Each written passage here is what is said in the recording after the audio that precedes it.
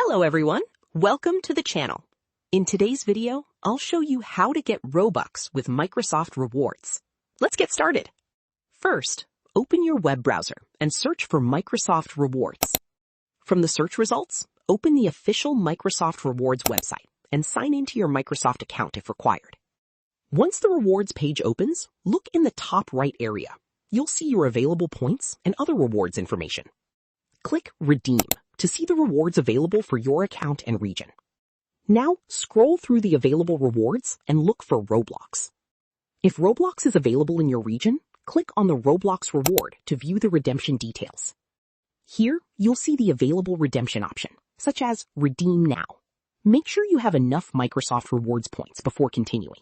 So in my case, I not have any reward. And that's it.